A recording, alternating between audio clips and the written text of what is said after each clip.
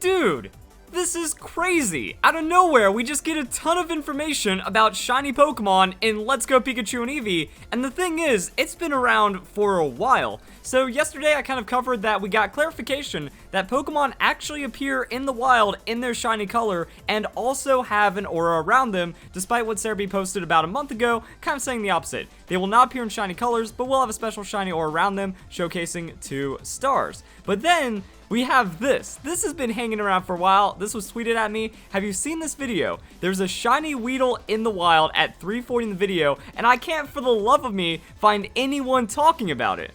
So we watch, and there it is. It's hard to tell because it's a Weedle of all Pokemon. You know, we're going from like a yellowish to a goldish color, but I mean, that's actually really cool. Now, I do want to break down what is going on in this video. So it's on the Brother 4 Japanese channel, and it seems like they got a hold of the tech demo for Pokemon Let's Go Pikachu and Eevee, which is actually different to what Hajime got. I think that's how you pronounce it, but yeah, he actually went to Game Freak, and he got like a special Game Freak tour and demo, and he was able to play from the start all the way up till Brock, and it doesn't seem like there was any shiny Pokemon on his end or anything like that. But when it came to this Brother 4, it seems like they're getting like the E3, the Pokemon Worlds, the packs, you know, the standard, go into Viridian Forest, have a little bit of fun, and then play the game and see what you think about it. So it seems like they got that demo, and they missed the Pokemon for minutes. That one of the things, like the timestamp starts, I think, around 3:06, 3:07. So I mean, there he is, just chilling there, and you can actually see a lot of sparkles coming off this Pokemon. Instead, they just go for the big Caterpie, and one of the, I think, calming things, or at least something that brings me relief, is that the Pokemon doesn't go away. You know, it's not like a shiny Pokemon is an incredibly rare one-time opportunity. If you go into an encounter, even if you don't run away, even if you just, like, catch it and stuff, that shiny Pokemon will remain, as well as all the other Pokemon that were in the area. We were able to break this down before, but I mean, look at that. Like, yeah, we get to see them just shining over there. So you have to be alert. You have to be aware. They just walk off, go into the next patch of Pokemon, let it despawn. That happens in the demo, which is kind of crazy to think about. And now we get to talk about some other shiny Pokemon, because this happened at PAX. So we have GCPM11. I know we've had our differences in the past, but gotta mention him, because there was he got a video of shiny Metapod at PAX. Just happened. So yeah, and there's also a couple of crazy things happening right here. So the Pidgey just pops up and runs into you. Like, shiny hunting is going to be stressful. Like, when's the Pokemon running away? Are you going to be able to make it to the Pokemon? What's going on? But clearly, some shiny Pokemon stand out more than others, so you're going to have to be very keen. Actually, it's not even keen on which one you're targeting. Like, it'd be so much easier if you're just like, oh, I'm going to be going for the shiny Metapod. Only look for orange, but while you're trying to hone in on that orange, you get a shiny Pidgey, which little difference. There's a lot of Pokemon that have very little difference, and then going into shiny Metapod, and we get to see everything about the catch, and boom, shiny intro. So yeah, like, this is really cool. And he just like goes in, catches it, gets like the excellent catch, boom, just like that. And then one fancy thing is that we also get to see the Pokedex screen for it, and there's the shiny star. All of this is just so cool. I like that, you know, we actually get to see what the shiny symbol looks like, how the shiny interactions go, and then just the shiny Pokemon chilling there for a few minutes. So yeah, and then we also get some extra gameplay. So this wasn't really covered from the Brother 4 channel, but we get to see the bag. I think it's, what is it, the PC box, like it's your pocket PC box or something. So we get to see multiple Pokemon kind of just being saved up in there, and how much you're catching and how fast you're catching and stuff. So nice little like way of just quickly swapping out Pokemon and engaging with your box like that. And then we get to see some, I mean, I just realized I've been saying and then we a lot this video. But there's a lot of features and a lot of stuff that people haven't talked about. Like, the more I see about this game, the better it gets. And people are just shutting themselves in. They're like, nope, bad game. I don't like the name of the titles, and you have to play Pokemon Go, so it's bad. But it's actually a very engaging and fun game. Like, look at this. You know, there's actual difficulty in catching some of the Pokemon. Like, we saw this with Hitmonlee. Like, Hitmonlee is trying to kick your balls away and just jumping around and stuff. And this was actually something that was shown with the different difficulties and how the catching ends up playing out. So they're trying, but Beedrill, it's an evolved Pokemon, it's a bit more rare, and it also is going to be harder to catch because of that. And this information is available on the Pokemon Let's Go website. So making catching Pokemon easier. to a degree. Your chances of catching a Pokemon increase depending on your timing and where you throw your Pokeball hits the target. Throwing a ball inside the shrinking ring will increase your chances of a successful catch, especially if the ring is small. So, smaller ring, better your odds. That means you gotta aim it perfectly, just get it just right, and then do that. The color of the ring shows how easy it'll be to catch the Pokemon, green meaning easy, and red meaning hard. Now, I don't know if the ring represents like the current state of the Pokemon's difficulty, or like why we have a Pidgeotto here, sometimes the ring is orange, sometimes the ring is yellow, or if it's also just like the natural catch rate of the Pokemon, or maybe just by how much it's moving around. That's why I think it's nice, like seeing the Beedrill, you know, he's kind of zapping around and stuff, so having that orange ring kind of gives us a better idea of what that looks like. I think they just did like the combo team capture. Did I get it?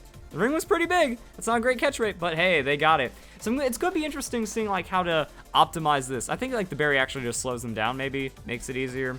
So we're going to see like how much this catching mechanic borrows from Pokemon Go, and how much is going to be just like maybe a little bit of flair added in with the catching mechanics for Let's Go, since you're actually throwing a Pokeball at your TV screen. So we're seeing all kinds of extra gameplay, all kinds of extra interactions, but going back to the shiny Pokemon, terrifying. I want to know what you guys think about how that shiny is going to go. And also, if you enjoyed this video, don't forget to leave a like. If you made it this far, you're probably engaged and you're probably a great fan or something like that. But like what I like doing was I already broke down. Like I went through the E3 trailer. I tried to see how shiny hunting would look in Pokemon Let's Go Pikachu and Eevee. And from what we saw, yeah, you get into an encounter and the Pokemon, they don't go away, so it should be the same for shinies. That's been confirmed recently, and again, no one's talking about it. But I mean, look at all these Pokemon popping up. Like, you gotta micromanage all that. Like, boom, all of a sudden, 1, 2, 3, 4, 5, 6 Pokemon, 7 Pokemon, just popping out of nowhere. They just sprout up like weeds, but faster. I don't know, so yeah, like, hey, there's a Weedle, and then just like, oh, by the way, there's another Weedle, Metapod, Caterpie, Pidgey comes flying out of there, Pikachu pops up, there's still some Pokemon over there, there's a Caterpie in that corner now. Oh my goodness, what is going on? By the way, there's an Oddish, and you have to, like, I guess shiny hunters are going to have to commit to the charts. They're going to have to, like, understand what every shiny Pokemon looks down to, like, the details, so that way they know what to do. And there's, like, a lot of Pokemon on screen that you have to worry about. Now, fortunately, it doesn't seem like they don't go away too often, but we haven't seen a lot of footage. Like, during the E3 demo at some time, like, earlier on over there or something, we see a Pikachu, he tries to chase it into the grass, and then it just disappears into nothing forever.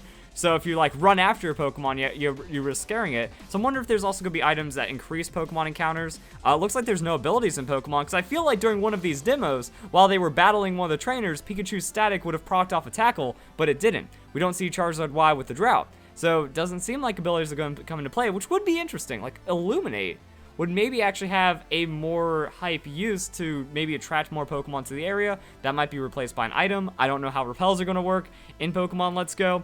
But now that we've seen the gameplay, like, that's going to be crazy. And also, by taking a look at the sprites, we can kind of see how the Pokemon render out. So, I mean, we know the Weedle. We've seen the Weedle, and I guess that aura helps, because we do see, like, this Shing Sparkle going on. But it didn't seem like enough in this video. Let me go back just a little bit. It's like, yeah, I guess it helps. But I mean, there's a lot of vibrance. There's a lot of brilliance going on. You know, it's like you got the blue swirls, you got the red swirls, you got some Pokemon hiding out. I guess it's not super difficult when you take that into consideration, but it seems like it's kind of easy to tunnel. So yeah, you can see them hanging up over there. Maybe flying Pokemon might be easier, because I was thinking about the Pidgey. I'm like, yeah, how are you going to tell that difference?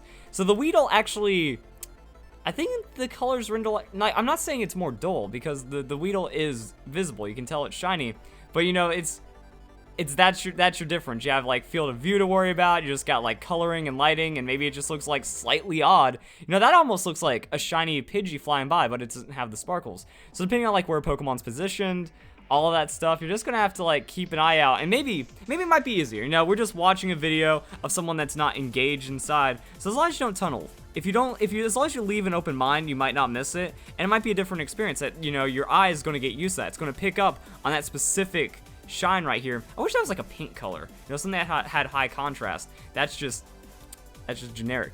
You know, it's just like a little spark. So unless you catch that with your eye really quick, you know, the peripherals or something, you're at risk of losing a shiny Pokemon. And I feel like there is going to be one shiny Pokemon miss per Let's Play. That every person that does a Let's Play of Pokemon Let's Go, there's gonna be an episode, there's gonna be a comment section that says, dude, you missed a shiny at this point, and it might only be on screen for like 3 seconds, you know. You cut a corner too sharp, something spawns in a grass patch that's you're not even anywhere near. You know, you're never entering that grass patch, you're not even looking that direction. You just want to get on with the story. Pokemon pops up really quick, shing, sparkle, sparkle, gone.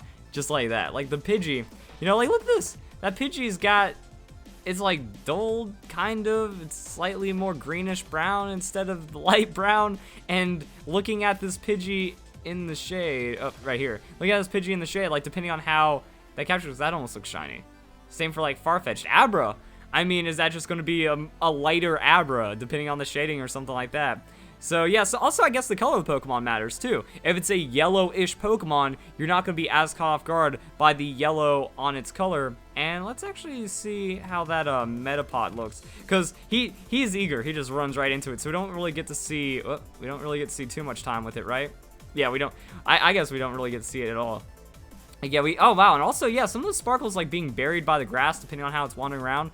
There was one bright part though. Like yeah, that looks pretty bright right as we go into it. But I mean that stands out. You know, a high contrast shiny is going to be easier to get. It's going to have more value. But also if it's hiding behind the tree and you're just not looking at the direction, that's pretty fancy. So yeah, I'm excited. Like shiny hunting's gonna get cool. The tech, the skill required, and we don't know how common they are, you know? Like, what about resetting through the routes? You know, you just run back and forth, or you try to despawn Pokemon really quick, respawn them, leave, come back. How many is it going to be? So there's been a decent amount.